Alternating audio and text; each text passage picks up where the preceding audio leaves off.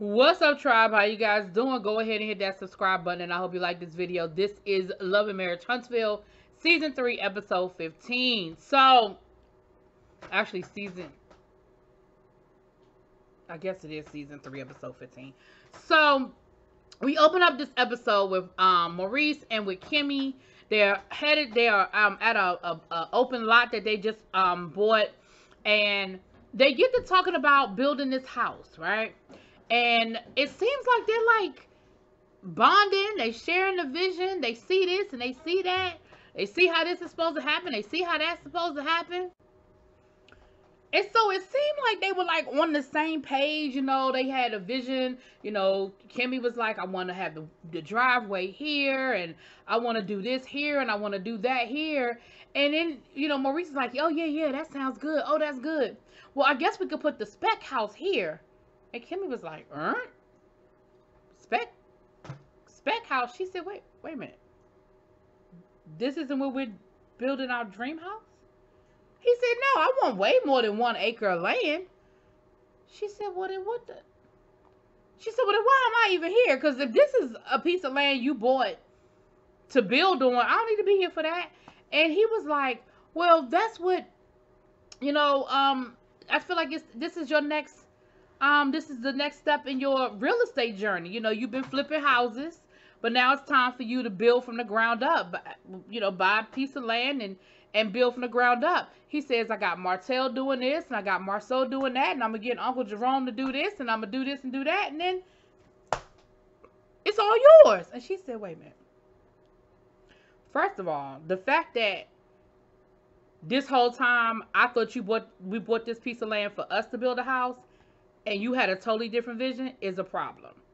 Second of all, if you see this as my next project, again, the fact that you have made all of these decisions about my project without talking to me about it is another problem. Third of all, who said I wanted to do it?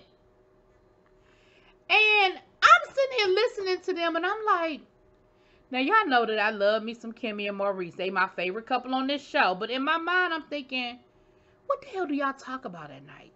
Like, how is the miscommunication that big between the two of y'all that y'all went through the whole process of buying a piece of land and y'all didn't even know what the shared vision was for that piece of land? Crazy to me, right? But she did talk to him about it, and she said, once again, she said, I don't understand what you don't understand about, we need to communicate better. Then they got to talking about who's picking up Monster from school, and, Kimmy is like, I'm going to leave it there because we're going to talk about this a little bit later on. So I'm going to leave that right there. So then we get to Martell with the kids over at his mama house. Now listen, I forgot to say this in my review last week. So Martell, you lived a whole nother week, but sir, I can't let you live this week. Last week, and he's made these comments before, but he made the comment last week when he was arguing with Melody and talking about a woman need to stay in a woman's place. I forgot to even mention that part because the argument, I just was over them arguing and I just didn't care. But this week, he's down at his mama house, and his mama is showing him how to do his daughter's hair. And he was like, I never wanted to learn how to do, hold on. I never wanted to learn how to do a girl's hair. But the life of a single parent, I have to. I mean, this is woman's work, but I guess it's what I have to do. Sir? We give Marceau a lot of flack about being a chauvinist. But and maybe because we've had so many other things to fuss at Martell about, that I don't feel like Martell has gotten the full brunt of being a chauvinist that he should get. But I'm sick of Martell because he says it later on in the episode about a woman staying in her place and a woman talking to a man like that. Sir, go sit down somewhere. Go. We're going to get back to him too. So then he gets to talking to his mother about the song and what happened in Vegas and him and Melody getting into it. And his mama talking about the kids was singing a song and I didn't know nothing about it. And when they told me what the song was about, I said, oh, that's your mama singing about your daddy. And he was like, Mama, what? He said, no, why would you? why would you say that to them? She said, what? He said, why would you tell them that that song is about me? Like, that's not, you shouldn't have said that. She said, well, that ain't my fault. You need to take that up with your ex-wife. Like, she made the song. He said, okay, that's fine, but that's still not good for you to tell the kids that the song was about me. And she was like, okay, well, I mean, that's between you and Melody. Like, that's y'all's situation to deal with. That's between you and her, okay? I ain't getting in it. I ain't got nothing to do with it. That's between you and her. So then she started talking about how when they were married, and she said, you was a hustler. You was out there working. You was doing this and you was doing that. And Melody would just sit back and always want you to do this and do that. And I tried to stay out of it, and I tried not to say too much, but I ain't like that too much. And he was like, yeah, I know. You used to tell me. So now we're going to sit here and make it seem like Martell was such a good man, and he was out there working so hard, and Melody didn't do nothing. Now, y'all know that Melody gets on my nerves sometimes, and Melody ain't always my favorite person. But what you're not going to do is sit here and act like Melody ain't out there grinding. Because I think it's clear. We see now where we are on the other side of the divorce. We see who was out there grinding. We see who was out there working. And I'm not saying Martell didn't do anything, but we ain't going to sit here and act like Melody just sat at the house eating bonbons while Martell was out there cutting down the trees and bringing meat home for the family. Like, no, sir, we're not going to do that. But then, here we go, where, they always say how, what they say, mamas raise their daughters and coddle their sons, or something to that effect. Put it in the comments the right way to say it. But this is a perfect example. The way we see his mother deal with him this episode is a perfect example of what we say when we talk about how mothers baby their sons, right? She's sitting there talking about, I mean, okay, so you got another woman pregnant. I mean, so what? What you gonna do? I mean, so what? What I'm gonna do? Kill you? I mean, and it was almost like she was being so dismissive over it, like it's not a big deal, like Melody overreacted. I don't know. I ain't really like, and I've always liked Martell's mother because I always felt like, for the most part, she pulled his coattails when she needed to. But yes, she's still his mother, and I understand that that's his mom, but I don't know. In that moment, the way she said that, I just felt like she was basically saying, okay, well, you got another woman pregnant, but okay, oh well, we need to get over it.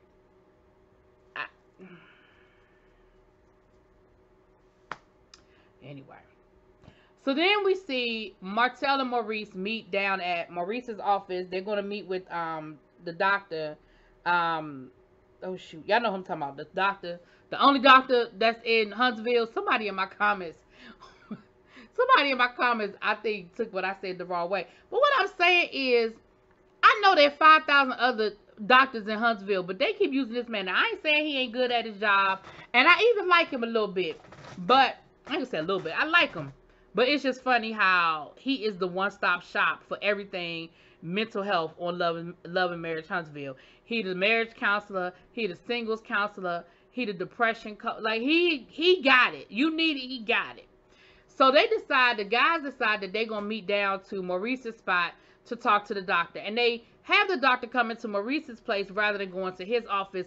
So it doesn't seem like a real therapy session, and it's not as intimidating because, of course, they invited Marceau. Now, Marceau's ass is out running. He ain't coming. Maurice was like, Marceau was like, yeah, I'm not doing that. And Marceau gonna say, Dr. Francis seems like a really nice guy and a good doctor. But I think he's really good at telling women what they want to hear, or men who think like women.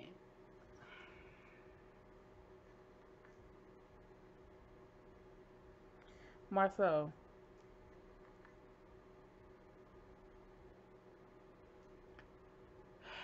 So he said he ain't coming in. He told them, y'all have fun with that. Y'all have fun with that. So they're talking to Dr. Francis and they tell him about what happened in Vegas, and the whole depression conversation comes up. And Dr. Francis is like, so y'all think y'all are depressed based on what TV tells you, what you've heard about depression? Like, what makes you think that you're depressed? And they were like, well, that's kind of why we want to talk to you, because we don't know. We're not sure. And so he starts talking to them about what brings you to that conclusion. Now, we're going to go ahead and get Martell out the way easily. Basically, what he told Martell, because he said, well, Martell said, well, I'm hurt. I'm hurt. He said, exactly, you're hurt. You're hurt. You've had a lot go on this last year. Your whole lifestyle has changed. Are you depressed or are you hurt? Are you depressed or are you adjusting to your new reality?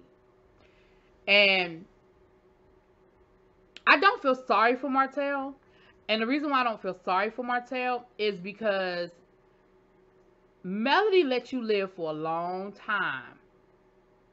Melody gave you warning after warning after warning for a long time. Based on what we saw. Now, I don't know y'all day-to-day life. But you were having this outside affair for years. Not months, not weeks. Years. You and Melody broke up, got back together. Broke up, got back together. You would stop seeing her for a little while, then you'd start seeing her again. Melody would find out about it, and y'all were right back in that cycle. The other reason why I don't feel so sorry for Martell is if you were going to be that reckless and you were going to continue to do what you wanted to do and be damned the consequences, then you should have had your ducks in a row. And something as simple as getting your builder's license when you are in a business like that, knowing that everything you're doing in your company relies on the fact that your wife has the builder's license. Like, what that says to me is that you were so arrogant, you thought that she would never leave you. You thought that no matter what you did, no matter how bad it got, you could always talk her back into coming home. Because that had been your cycle for so many years that you never questioned whether this woman was really going to walk out that door and leave. Now, the flip side of that is a part of me does feel for Martell because it is a hard adjustment. Y'all were living good. Y'all had money. I mean, y'all wasn't, multi-gazillionaires, but y'all had a good life. Y'all had a nice house. You drove nice cars. You went on nice vacations. Y'all could go to the store and buy what you wanted within reason. Your kids was in private school. Like, y'all had a good life. And literally overnight, it's gone. And not only is it gone, but your ex-wife is still living good. She ain't miss a beat. You missed a beat. Because again, you didn't make sure that all your ducks were in a row. So I don't feel sorry for Martell, but there's a part of me that does feel for him. Does that make sense? Put in the comments. Now, Maurice, on the other hand, Maurice had a really good conversation where I think he came to the realization, taking us back to the beginning of this episode, and even other conversations that we've seen between Kimmy and Maurice. Basically, the doctor told him, listen, you got 2 wives. You have 2 wives. You are an entrepreneur and you have a wife. And the problem is you don't put one down long enough to take care of the other. You don't put down being a business owner, being an entrepreneur, being a lawyer, being all these other things that you are. You don't leave it at the door. So when you come home, even when you are physically with Kimmy, you are not mentally with her. And as a result, you are not effective in that role. And I really do think a light bulb came on for Maurice. I think a light bulb came on and he said, now I understand that I don't communicate with Kimmy as effectively as I thought I did, because I'm hearing what the doctor is saying to me and he is absolutely correct. And so that is how you can live in a house with somebody. Y'all can buy a whole piece of land and not understand the other person's vision for what that piece of land is for. The fact that in your mind, this was her next project, whether she asked you. And again, I'm not saying that they never had conversations about her getting into other parts of real estate, but she clearly didn't think that this was it. So I thought that was very interesting. So I think it was an effective tool. Listen, therapy works when you're ready for therapy. And the thing with Marceau is he's not ready for therapy. He may never be ready for therapy. Some people never want to see a therapist and sit down on the couch and hear the conversation that needs to be had. But for the people who want to do it and want to hear, I think Martell and Maurice took away something that was useful. And I hope that it's something that they're using in practice. Now, I don't know if, well, anyway. So, then we get to the Destiny race. Everybody there, they show up, yada, yada, yada, okay? Martell is late because he said he was trying to convince his mom to come because mama didn't want to come. But he did show up late. Now, all the mamas is there, okay? Marceau gives a speech at the beginning, explain what the Destiny race is about. You're going to write down your goals. You're going to put them at the finish line. And so the whole time you're running the race, you're running towards that goal that you set for yourself, that destiny. You know, he said it's not even about winning first, but it's about finishing the race because everybody gets to their destiny at a different pace, at a different point. It doesn't all look the same, right? And of course, though, the Scots had to win because y'all know how competitive they are. So Marceau damn near knocked over Lil Martell just to get to the finish line and beat the little baby. I said, now that's just a mess, Marceau, that you just gonna knock the baby over to get to the finish line first. But anyway, but I think it's an interesting idea. I think it's a cute idea. It's great. Okay. Now Melody and Tiffany, they cheated, but they didn't cheat. And I kind of like Tiffany's explanation. Tiffany said, listen, we didn't cheat. We worked smarter. She said everybody doesn't have to run their race the same way. She said some people can take shortcuts and get to the end faster. Doesn't mean they did it wrong. Doesn't even mean they cheated. I said, you know what? She ain't lying. I like that mindset. Everybody ain't got to go the same way. Everybody doesn't have to take the same route. And everybody don't have to go down the same street. Some people can cut across the street and get there faster. Doesn't mean they cheated. But we know they just really ain't want to finish running the damn race. Anyway, so, I mean, even to the point where Melody and Destiny both had their purses on. Now, listen, I have walked some 5Ks in my life. I ain't never ran none. I'm just being honest, but I've walked some. Child, if you don't put your ID and some cash in your bra and leave the rest of that stuff in your car and keep it moving, girl, you don't need no purse. First of all, won't nobody there but y'all and like 10 extras that probably work for y'all that showed up to run the race, okay? So you can leave your stuff in the car. Ain't nobody gonna come and take it. Moving on. So anyway, Martell said it was really nice to have all of the whole family together, you know, him, Mel, all the kids and you know, the mamas. He said it brings back a lot of memories, you know, and it's really good to have them there, you know. So the mothers, Martell's mom and Melody's mom were talking, and they were saying how they need to get together soon because they always take the kids out together, and you know, they basically, that shouldn't change because our kids aren't together anymore. We need to find a way to, you know, have the kids and take the kids out. Child, here come damn Hurricane Wanda. What y'all talking about? Now, here's a clear example of Miss Wanda understanding what her role is on this show. Miss Wanda knew that her role was to come up in the middle of that conversation and set it off. Because they were filming a scene. The two mamas were filming a scene. And it probably wasn't the most exciting scene, okay? They were talking about taking the kids out and spending time with the kids and yada, yada, yada. And here come Miss Wanda being loud and... Now, Melody mama don't have time for Miss Wanda. Because Melody mama is like, listen, I don't like how she is. I don't like how she be acting on social media. I know I got to be cordial, but that don't mean I got to like her, okay? She said, well, you know, I saw Melody down to black. And I told Melody that I wanted her and Martell to get back together. Listen, both mamas said, no, ma'am. We don't want them. No, ma'am. We don't want them back together. And she said, well, what? And they ended up getting into an argument about One minute you say one thing and the next minute you say something different. One minute you on social media talking about, well, if you're going to cheat with a married man, if you're going to be a mistress, you need to make sure that you're getting the same thing the wife is getting. So, of course, Melody mama got a problem with that. Martell mama was like, see, this is why I ain't even want to come, because I don't want to get no business. I stay in my lane. I'm out. Peace. Deuces. Y'all have a good time. Y'all have a good day. So, Melody comes over and is like, what's going on? Why what we doing?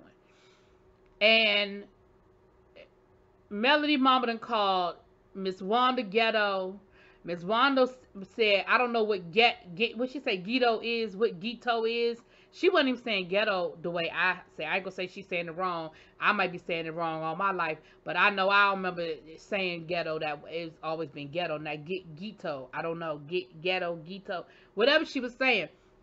But she took offense to being called ghetto.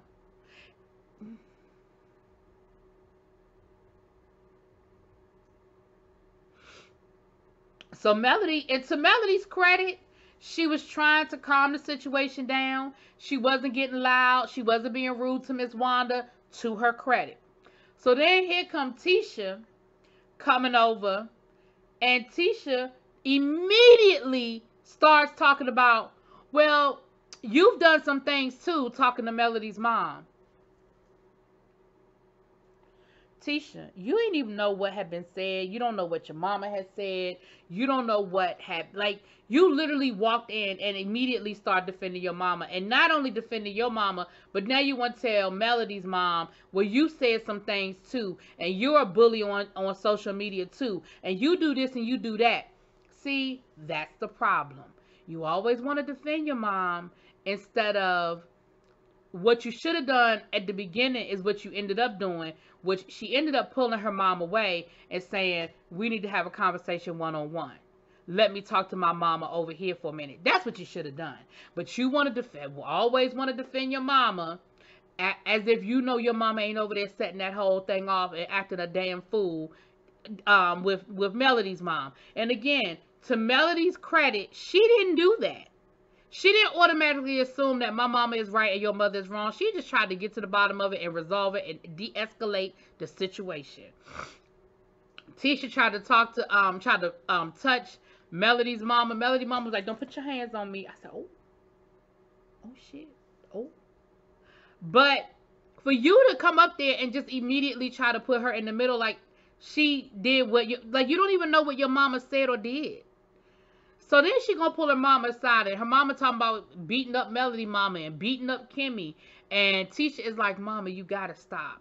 Like, I really, really need you to stop. Like, you were always setting stuff off, and I need you to chill out. I just need you to stop. So ultimately, she gonna say, well, I think, I just need to stop inviting my mom to events for a while. You think? Because yes, your mama makes for good TV and she makes a great scene, but let's be clear, she is counterproductive to anything getting done. Anyway, that was the episode. Y'all let me know what y'all think. I'll talk to y'all later. Peace.